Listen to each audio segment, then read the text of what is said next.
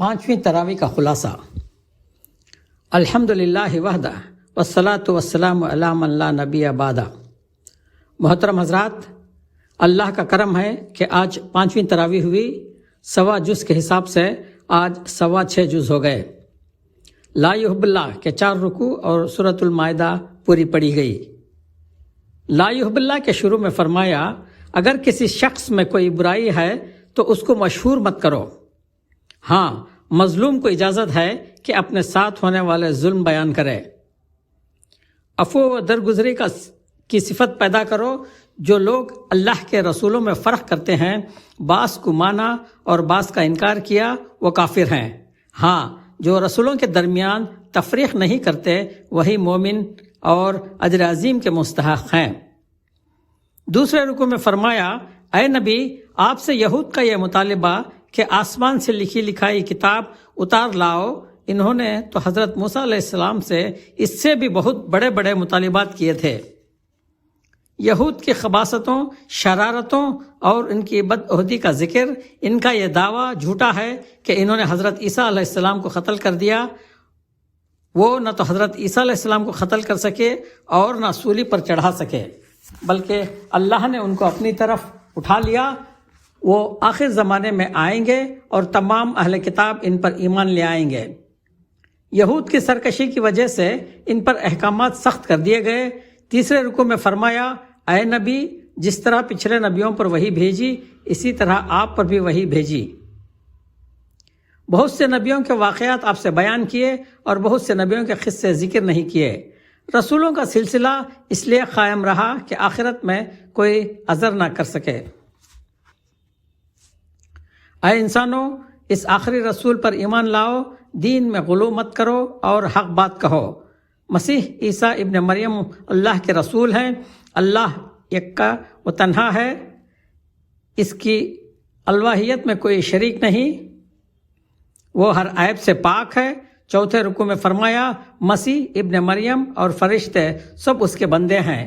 اللہ کی بندگی کرنا اور اس کے حکموں کو بجا لانا سب سے بڑی عزت و شرافت ہے، اور جو اس کی بندگی سے منہ پھیرے گا وہ سزا پائے گا۔ جس نے قرآن کو مضبوطی سے تھام لیا وہ کامیاب ہوگا۔ اور آخری آیت میں اس شخص کی میراث کا حکم ہے جس کا نہ باپ ہو اور نہ اولاد ہو۔ سورۃ المائدہ میں 16 رکوع ہیں۔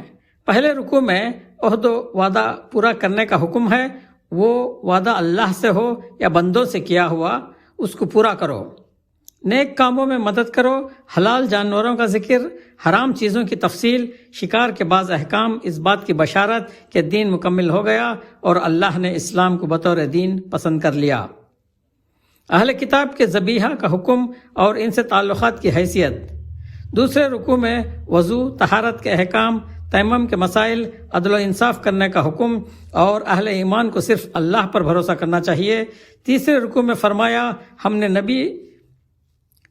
ہم نے بنی اسرائیل سے نماز پڑھنے، زکوٰۃ دینے اور دوسری نیکیاں انجام دینے کا عہد لیا تھا، مگر انہوں نے اس کی پابندی نہیں کی۔ اللہ کے کلام میں تحریف، عہد شکنی، دھوکہ اور دغا بازی ان کا یہ شیوا ہے۔ نصارہ بھی ان کے راستے پر ہیں۔ بس قرآن صحیح راہ دکھاتا ہے اور اندھیروں میں روشن چراغ ہے۔ اہل کتاب کا یہ دعویٰ غلط ہے کہ وہ اللہ کے بیٹے اور اس کے چہیتے ہیں۔ چوتھے رکوع میں انعامات الہی اور ان کے مقابلے میں یہود کی سرکشی، حضرت موسیٰ علیہ السلام کی شان میں گستاخی اور اللہ کی طرف سے تسلی۔ پانچویں رکوع میں حضرت آدم علیہ السلام کے 2 بیٹے حابل و قابل کا قصہ، روئے زمین پر سب سے پہلا قتل اور اس واقعے میں عبرت و نصیحت کے سامان اور بعد کے احکامات اور فساد و قتل پر اللہ کی طرف سے سزا کا بیان۔ چھٹے رکوع میں فرمایا، اللہ کا قرب تلاش کرو، جہاد کی ترغیب۔ قیامت کے دن اگر کافر روئے زمین کی ساری دولتیں دے کر عذاب سے بچنا چاہیں تو نہیں بچ سکتے۔ چوری کی سزا، یہود کی شرارتوں کا بیان، انصاف کا حکم، کیونکہ انصاف کرنے والے اللہ کے محبوب ہیں۔ 7ویں رکوع میں فرمایا، تورات کی حفاظت کی ذمہ داری علماء یہود کے سپرد تھی۔ قصاص اور بدلہ لینے کے احکامات۔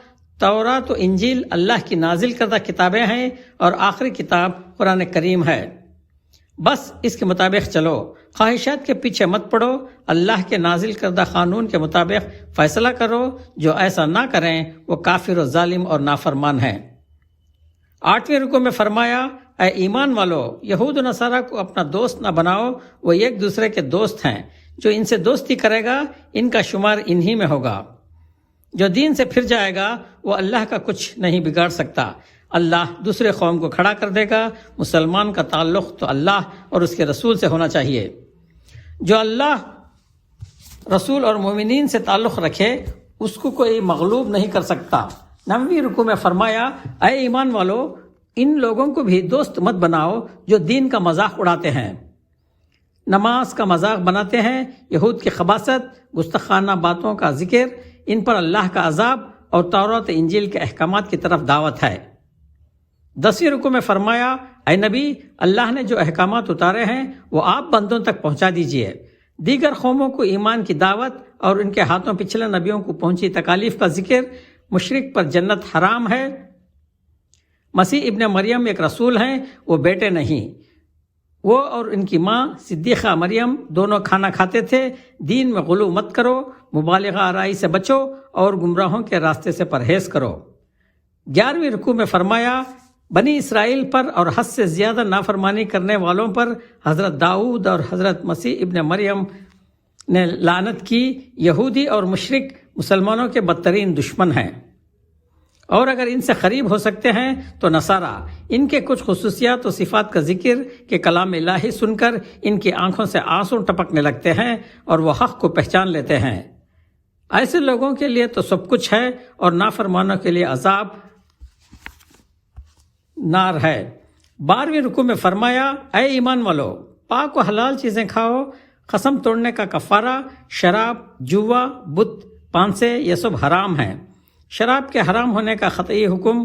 شراب اور جوئے کے ذریعے شیطان کیا چاہتا ہے سوچو، بس راہ حق کو قبول کرو۔ 13ویں رکوع میں بھی بعض حلال و حرام چیزوں کا تذکرہ، احرام کے احکام، کعبہ مشرفہ کی مرکزی حیثیت، نبی کے ذمے احکامات پہنچا دینا ہے۔ پاک و ناپاک چیزیں برابر نہیں ہو سکتی۔ 14ویں رکوع میں فرمایا، زیادہ پوچھ پاچھ مت کرو، کثرت سوال سے بچو۔ نزول قرآن کا زمانہ ہے، یاد رکھو ہر سوال کا جواب آ جائے گا لیکن تم مشکل میں پڑ جاؤ گے۔ اپنی فکر کرو۔ وصیت کا طریقہ، گواہی کو چھپانے کی مذمت۔ 15ویں رکوع میں فرمایا، اس دن کو یاد کرو جس دن اللہ تمام رسولوں کو جمع کرے گا اور پوچھے گا کہ بتاؤ تم کو کیا جواب دیا گیا۔ اس دن حضرت عیسیٰ علیہ السلام سے بھی خاص گفتگو ہوگی۔ اللہ ان کے معجزات یاد دلائے گا، ان پر اپنے احسانات کا ذکر کرے گا، اور یہ بھی کہ اس سب کے باوجود لوگوں نے حق کو قبول نہیں کیا اور مطالبہ کیا کہ اے عیسیٰ علیہ السلام ابن مریم، اللہ سے دعا کرو کہ وہ ہمارے لیے آسمان سے سجا سجایا دسترخوان نازل کر دے اور بلا محنت مشقت روزی ملے۔ اس کے جواب میں اللہ نے فرمایا، سن لو، دسترخوان تو میں اتار دوں گا، لیکن اس کے بعد اگر تم نے کفر کیا تو ایسی سزا دوں گا کہ روئے زمین پر کسی کو ایسا عذاب نہیں ملا ہوگا۔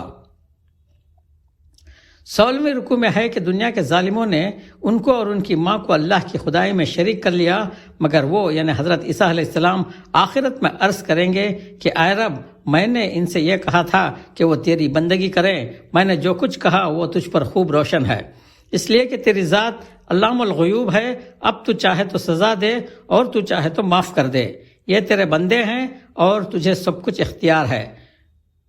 وہ دن سچوں کو ان کی سچائی نفع دے گی اور وہی کامیاب ہوں گے۔ آسمان و زمین میں صرف اللہ کی بادشاہی ہے، کائنات کے ذرے ذرے پر اس کی حکومت ہے اور وہ قادر مطلق ہے، مختار کل ہے۔ وآخر دعوانا ان الحمد للہ رب العالمین۔